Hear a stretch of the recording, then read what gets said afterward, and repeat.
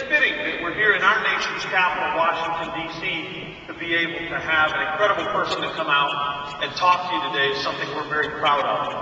Our featured speaker today was the 42nd President of the United States, the first Democrat to be awarded 2 consecutive terms in 6 decades, and the leader whose administration created more than 22 million jobs in his tenure. He provided over the longest period of economic growth and expansion and prosperity in U.S. history. But there's probably some things you don't know about President Bill Clinton, the private citizen. He started one of the fastest growing NGOs in the world. Today, the Clinton Foundation has staff and volunteers worldwide. Thanks to his leadership, 2 million people living with HIV and AIDS around the world are now receiving medicines that they need to survive.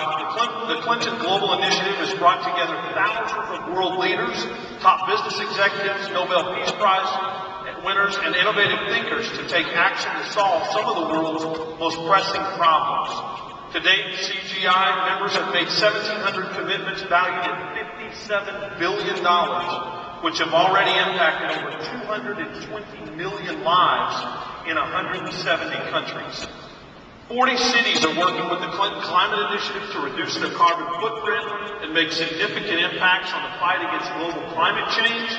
The Alliance for a Healthier Generation, a partnership between the Foundation and the American Heart Association, is putting a stop to the rise of childhood obesity here in the U.S.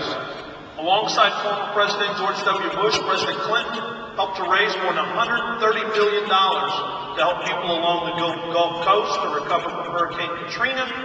After the tsunami in South Asia in 2004, he also teamed up again with President Bush to raise more than $10 million for the relief efforts there.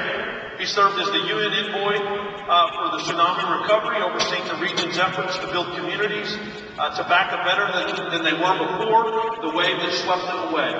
I think we can all agree the world wouldn't be the same today without President Clinton and his more than 35 years of incredible public service. So please join me in giving a warm welcome to President Bill Clinton.